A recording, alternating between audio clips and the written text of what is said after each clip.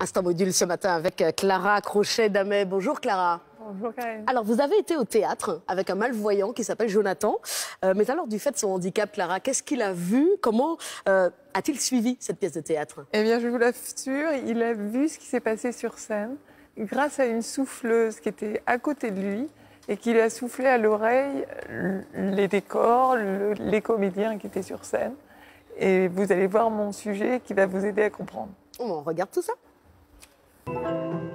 La seconde femme de tout à l'heure qui était en vert est rentrée par la gauche et elle attache les cheveux à celle qui est restée, qui est en rose. Normalement, le théâtre, c'est un art populaire.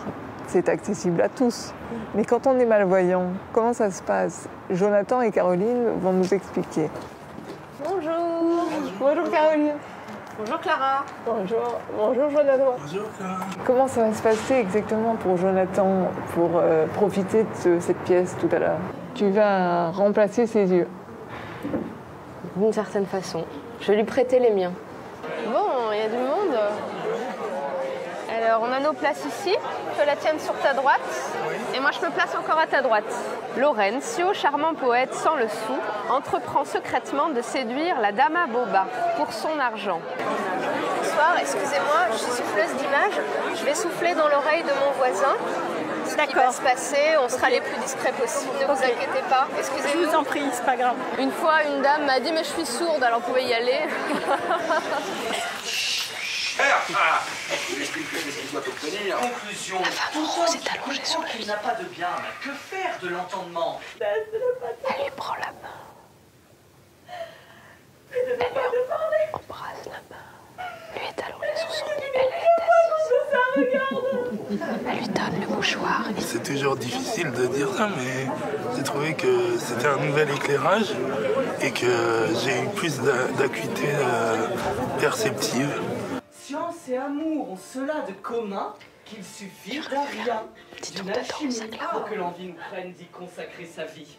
Quand on commence à aimer, on devient caresse les malade d'une douce maladie. Prends-les en Gardez vos miasmes. Notre corps tout entier est traversé des orteils Il a- jusqu'aux oreilles, en passant par les tripes et les Il la orbites. tire vers elle.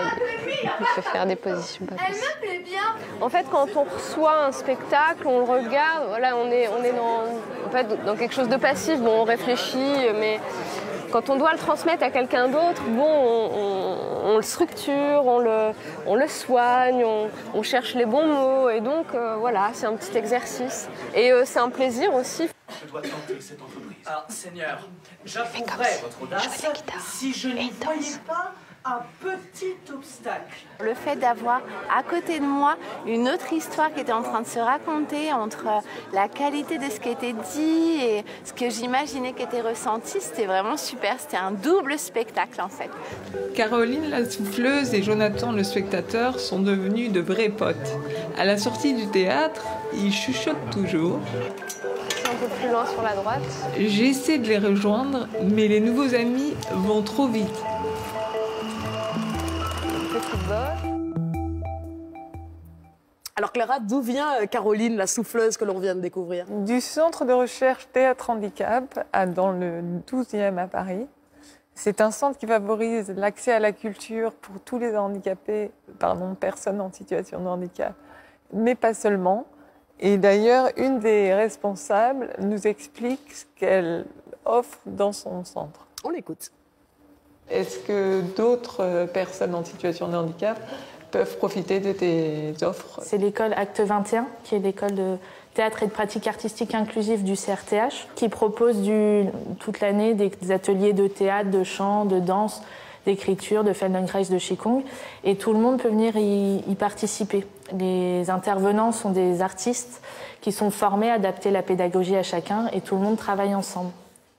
Clara, du coup, est-ce que ça veut dire que toute personne, quel que soit son handicap, peut bénéficier des activités de ce centre de recherche? Malheureusement, si on est parisien, oui. Mais pour l'instant, ils n'ont formé que 70 intervenants, 70 souffleurs sur l'Île-de-France. Mais Catherine, comme ses collègues, espère que ça va dépasser l'Île-de-France et que bientôt d'autres formations arriveront en France. Oui, pour que la culture soit accessible à tous, tant qu'à faire. C'est Merci beaucoup, Clara. Merci à vous. C'était l'Instant Module sur France Info.